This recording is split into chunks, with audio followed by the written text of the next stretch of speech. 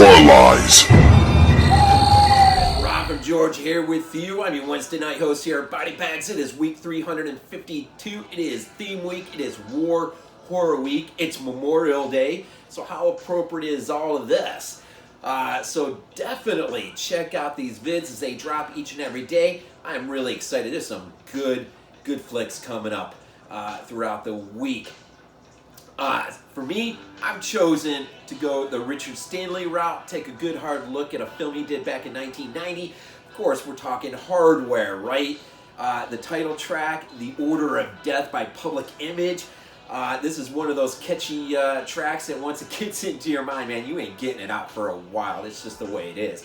A lot to talk about. Richard Stanley, I mean, he is definitely, you know, the more I see him talk, give interviews, Q&As, whatever, the more I almost think he is our cinematic, or at least could have been, and perhaps maybe will be remembered as one H.P. Lovecraft was for the work he did writing. He really didn't get his due until long after his death. And I wonder, unfortunately, when is Richard Stanley going to get his due? I'm thinking it's probably beginning now with The Color Out of Space, and hopefully the other two films will fall into order and we'll have a trilogy, a Lovecraftian trilogy. But man, Richard Stanley really is starting to remind me that maybe he is our cinematic Lovecraft. I mean, you know, the two, they even sort of look somewhat similar, and they sort of come across as sort of in their own weird, awkward way. They're unique, they're different, and Richard definitely is a different director, and unfortunately he's only got a handful of films. Unfortunately, there was the whole Dr. Moreau disaster, but I think he's finally getting his due, and I think maybe if this trilogy sees its full light, maybe, just maybe, we might get the granddaddy of them all, and that is an opportunity for him to return to one of his first, and continues to be one of his early loves, and that is Hardware. What a freaking movie. This movie, man, this movie grows on me with every viewing. Every framing shot is like a work of art. It has purpose. It has intent. Everything in the frame, I don't care, you could just stop, pause, look across. Everything is there with purpose, with intent, and done in only the way that Richard Stanley could do. And he's got a lot to say politically too, socially. He's got a lot to say about society, his fears, even as a young kid having nightmares of a post-apocalyptic nuclear world. Even the preacher man, or the Nomad that we're introduced to early on, who, you know, we'll see what someone again here in Dust Devil, that character, he played a part early on in Stanley's dreams as a kid.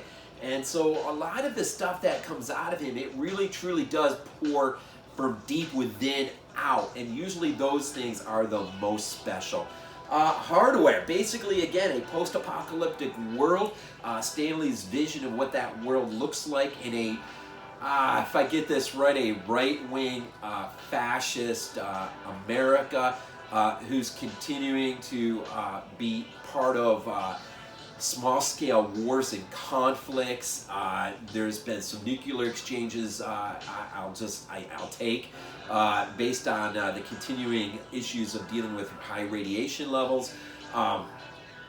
So it is a society, but it is also a society, as he says, has embraced, might be a strong word, but they've succumbed, or they've accepted, and they're comfortable with, at least to a point, they're comfortable with what is. And man, I'm telling you, it's weird when you start thinking about how can a people grow comfortable or accepted of a situation that perhaps maybe we can look from outside in and say, what the frick's going on? How could you tolerate that? But during COVID, I mean, I think there's an argument to be made that at least a segment of the population is okay to see the lockdown and whatnot continue on, even though there's going to be consequences. Now, those consequences aren't the end of all ends. Obviously, the loss of human life is paramount, but at the same time, the loss of an economy ultimately leads to that as well. So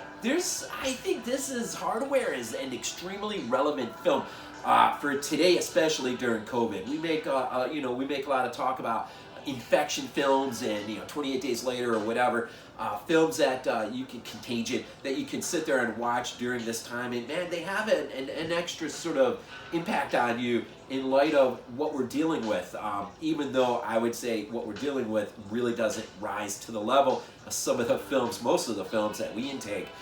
It still though, being forced to be basically locked down for a good period of time, it does really make you wonder, what does normality even look like? Will we ever see it again? But anyways, Hardware. Basically, we're introduced to a scavenger in the beginning who's basically out trying to find whatever he can to make a living.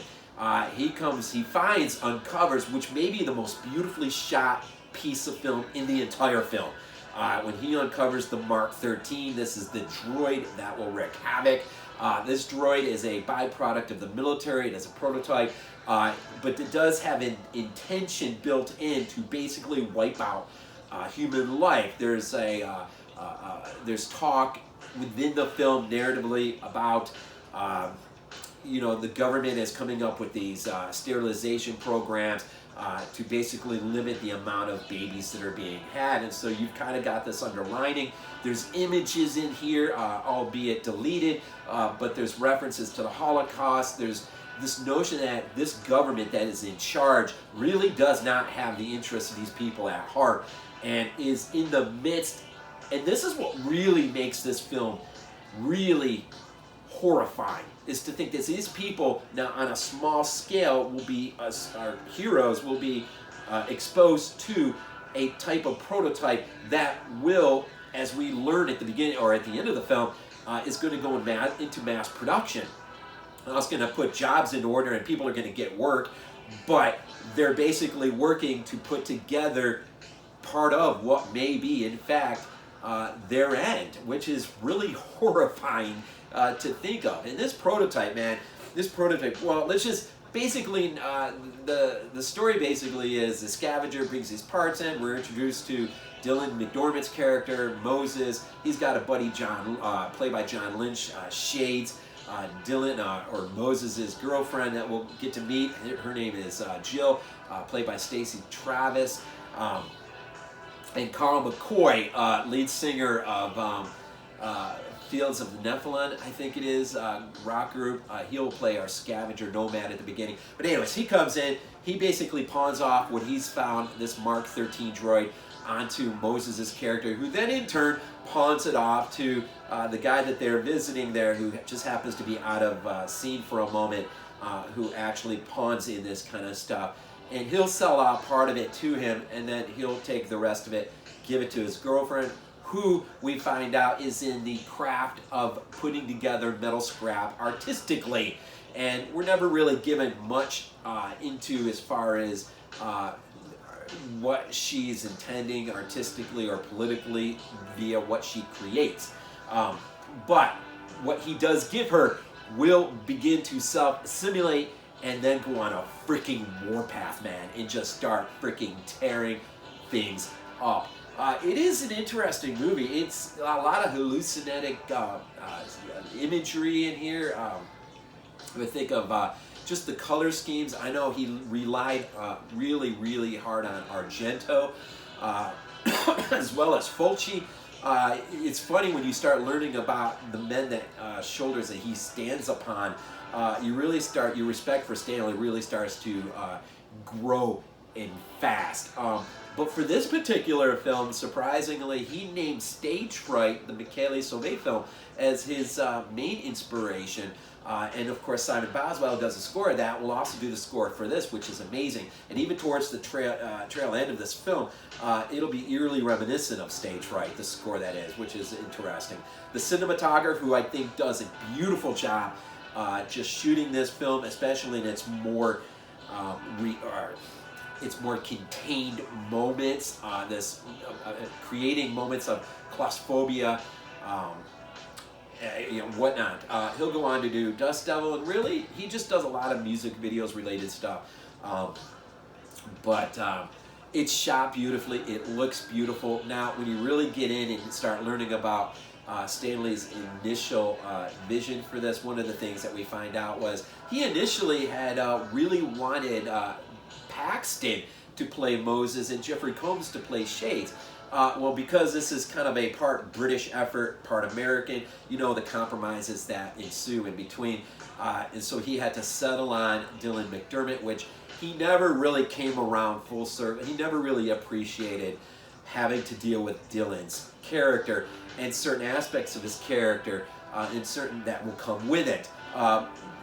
Moses, which his name, right, is interesting. He will pick up on the Mark 13 book Mark in the Bible, chapter 13, which gives us a synopsis of the end of the world as it is going to come, which, even though Richard Stanley is really sort of, I don't know, he doesn't like how that aspect sort of developed within his film, because it really wasn't intended to be that way. It was more a hardcore cyberpunk, futuristic, apocalyptic film. The toned down vision of what ultimately gets put on screen, I still think it works for me, and I think it does make Moses' character that much more interesting in light of what happens to him towards the end. And it does, just the small discussion, there's a scene involves where this starts to, the notion of what this Mark 13 is, he'll actually go into his Bible, and which is an interesting thought in this post-apocalyptic world.